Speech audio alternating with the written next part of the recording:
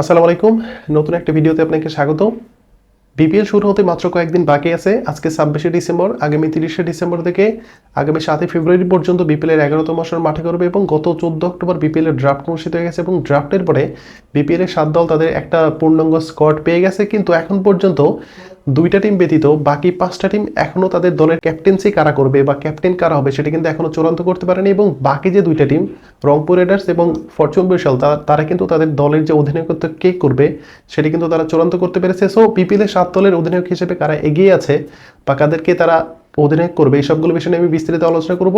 আশা করি ভিডিওটা শেষ পর্যন্ত দেখবেন এবং ভিডিওটা যদি ভালো লাগে অবশ্যই চ্যানেলটিকে সাবস্ক্রাইব করে পাশে থাকবেন। সো আমরা সবাই জানি যে বিপিএল এর ৭টি দল অংশগ্রহণ করছে এবং গত ১৪ অক্টোবর বিপিএল এর ড্রাফটের মাধ্যমে বিপিএল এর ৭ দলের যে একটা স্কোয়াড সেটি কিন্তু চূড়ান্ত হয়েছে এবং ড্রাফটের আগে বিপিএল এর ৭টা দল তারা তাদের দলে ডিরেকশনিংয়ে কিছু প্লেয়ারকে তারা দলে ফিরিয়েছে এবং সেটা ফরেন এবং দেশি প্লেয়ার মিলে মোটামুটি একটা ভালো প্লেয়ার কিন্তু তারা দলে ফেরাতে পেরেছে এবং বিপিএল এর ৭ দলের মধ্যে এখন পর্যন্ত শুধুমাত্র ফরচুন বরিশাল এবং রংপুর রাইডার্স ব্যতীত বাকি যে ৫টা টিম আছে তারা কিন্তু এখনো ক্যাপ্টেন হিসেবে তাদের দলে যে কাকে চূড়ান্ত করবে সেটা কিন্তু এখনো নিশ্চিত করতে পারেনি। এর মধ্যে ফরচুন বরিশালের কথা যদি আমি বলি তাহলে ফরচুন বরিশালের গত বছরের চ্যাম্পিয়ন অর্থাৎ ২০২৪-এর যে বিপিএলটা সেখানে তারা ডিপেন্ডিং চ্যাম্পিয়ন এবং সেই দলের ক্যাপ্টেন হিসেবে ছিলেন তামিম ইকবাল খান এবং সেই টুর্নামেন্টে তিনি ম্যান অফ দ্য টুর্নামেন্ট হয়েছেন এবং সেই সাথে তার পারফরমেন্সটা অনেক বেশি ভালো ছিল।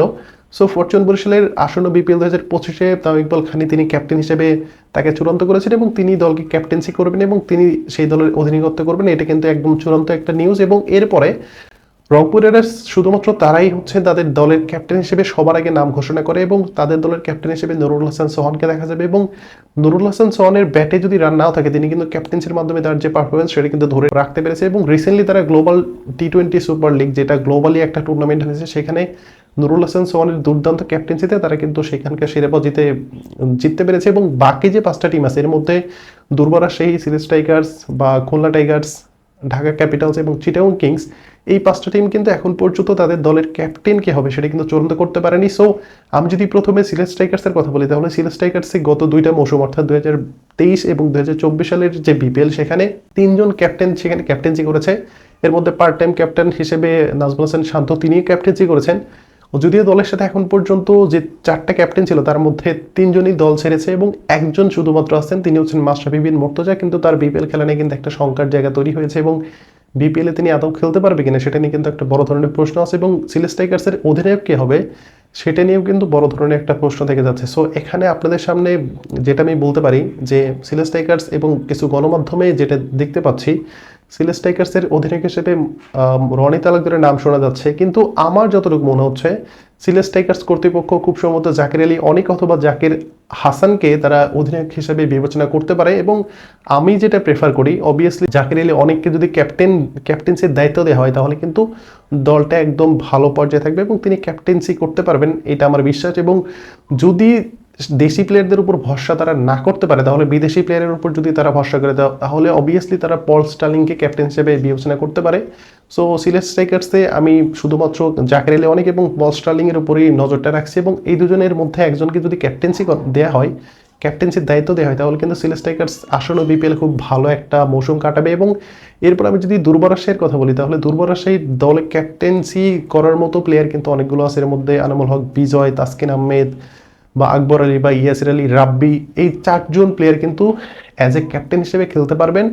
এর মধ্যে সবচেয়ে বেশি এগিয়ে আছে এবং দুর্বার সেই সবচেয়ে পছন্দের তালিকায় যারা আছেন তার মধ্যে প্রথম নামটা হচ্ছে তাসকিন আহমেদ এবং দ্বিতীয় নামটা হচ্ছে আকবর আলী, কিন্তু আকবর আলী এখানে কিন্তু একটু এগিয়ে আছেন। তিনি আন্ডার-19 ওয়ার্ল্ড কাপ উইনার এবং সেই সাথে চলমান এনসিএল টি-20 যেটা মাত্র কয়েকদিন আগে শেষ হয়ে গেল সেখানে কিন্তু তার দল রংপুর বিভাগ চ্যাম্পিয়ন হয়েছে এবং সেই দলের ক্যাপ্টেন হিসেবে ছিলেন আকবর আলী এবং তিনি দুর্দান্ত ক্যাপ্টেন্সি করেছেন। সো তার কিন্তু একটা এক্সপিরিয়েন্স আছে এবং তিনি শিরোপা জিতেছেন ইতিমধ্যে ২টা।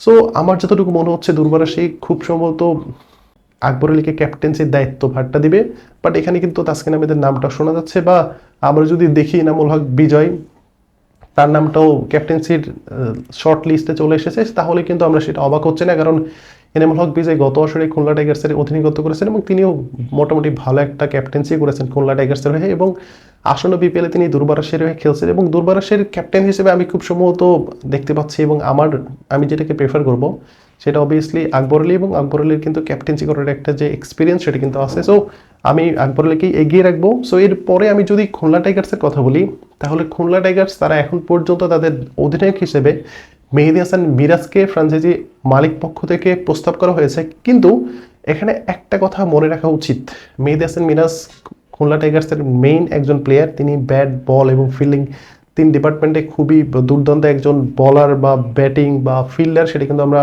সবাই জানি। এবং মেহেদী হাসান মিরাজকে যদি ক্যাপ্টেন্সির দায়িত্ব দেওয়া হয়, তাহলে তিনি এক্সট্রা প্রেশারে তার যে পারফরমেন্স সেটা আসলে কতটুকু দিতে পারবে, সেটা নিয়ে কিন্তু একটা বড় ধরনের প্রশ্ন থেকে যাচ্ছে। তো আমার বিবেচনায় খুলনা টাইগার্সের ক্যাপ্টেন হিসেবে আমি যতটুকু মনে করি বা আমি যে যতটুকু বিশ্বাস করি যে খুলনা টাইগার্সের ক্যাপ্টেন হিসেবে আমি ইমরুল কায়েসকে প্রেফার করবো। এবং ইমরুল কায়েসের কিন্তু বিপিএলে ক্যাপ্টেন্সি করার একটা হিউজ একটা এক্সপিরিয়েন্স আছে, এবং তিনি কুমিল্লা ভিক্টোরিয়ান্সের হয়ে 3টা শিরোপা জিতেছেন, 4টা শিরোপা জেতার একটা দলের সদস্য তিনি, এবং তিনি শুরু থেকে এখন পর্যন্ত প্রত্যেকটা বিপিএলে পারফর্ম করেছেন, এবং সেই সাথে তিনি দুর্দান্ত ক্যাপ্টেন একজন। সো আমি যেটা মনে করি, খুলনা টাইগার্স তাদের দলের ক্যাপ্টেন হিসেবে ইমরুল কায়েসকে বিবেচনা করে মেহেদী হাসান মিরাজকে ফ্রিভাবে খেলতে দেয়, এবং মেহেদী হাসান মিরাজের থেকে 100% পারফরমেন্স বের করার জন্য তাকে ফ্রি হিসেবে রাখা, এটা কিন্তু আমি সবচেয়ে বেশি প্রেফার করি। কিন্তু খুলনা টাইগার্সের ক্যাপ্টেন হিসেবে মেহেদী হাসান মিরাজকে হয়তো শেষ পর্যন্ত আমরা দেখতে পাচ্ছি, এটা কিন্তু আমরা সবাই জানি। এবং সেটা কিন্তু আসলে বিপিএলে যখন খুলনা টাইগার্সে মেহেদী হাসান মিরাজকে ডিরেক্ট সাইনিংয়ে তারা দলে ফিরিয়েছে, ঠিক তখনই কিন্তু তারা সেটা ঘোষণা দিয়েছে। বাট বিপিএলে কিন্তু অনেক কিছু হতে পারে, এটা কিন্তু আমরা সবাই জানি। সো এরপর আমি যদি চিটাগং কিংসের কথা বলি, তাহলে চিটাগং কিংস তাদের দলে ক্যাপ্টেন হিসেবে একজন প্লেয়ারকে তারা সিলেক্ট করেছিল, এবং তিনি হচ্ছেন সাকিব আল হাসান।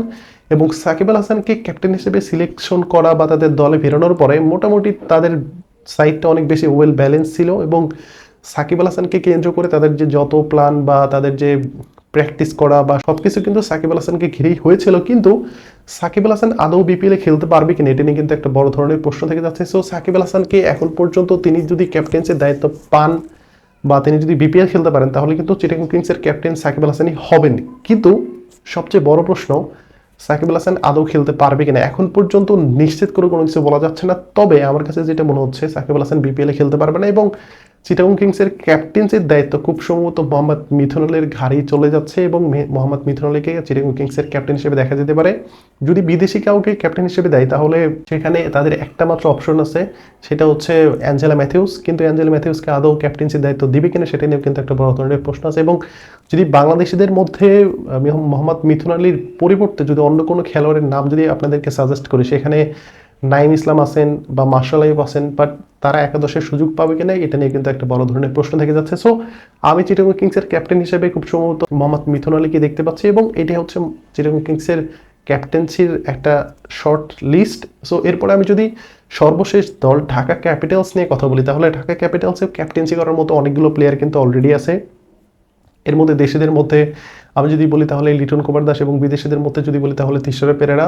তারা কিন্তু ক্যাপ্টেন্সি করার যে একটা এক্সপিরিয়েন্স সেটা কিন্তু অবভিয়াসলি আছে। এবং ঢাকার যে সিও, তিনি অনেকবারই বলেছেন গণমাধ্যমে যে ঢাকার ক্যাপ্টেন্সি কী করবে সেটা শুধুমাত্র অনুশীলন যখন শুরু হবে এবং কোচ এবং প্লেয়ারদের সাথে বসে সেটা সিলেকশন করবে। এবং ঢাকার সিও তিনি একটা ইঙ্গিত দিয়েছেন যে লিটন কুমার দাস যেহেতু রিসেন্টলি তিনি অফ ফর্মে আছে, সো তাকে ক্যাপ্টেন্সির দায়িত্ব না দিয়ে তিশরা পেরেরাকে ক্যাপ্টেন্সির দায়িত্ব দেওয়ার একটা চিন্তা ভাবনা তারা করছে। বাট শেষ পর্যন্ত কী হবে সেটাও কিন্তু একটা দেখার বিষয়, কারণ রিসেন্টলি লিটন কুমার দাস ওয়েস্ট ইন্ডিজের মাটিতে বাংলাদেশ টি-20 দলের অধিনায়কত্ব করেছে, এবং তিনি তার দুর্দান্ত ক্যাপ্টেন্সির মাধ্যমে ওয়েস্ট ইন্ডিজকে তাদের মাটিতে হোয়াইট ওয়াশ করেছে। সো এখানে কিন্তু লিটন কুমার দাস একটু এগিয়ে আছে।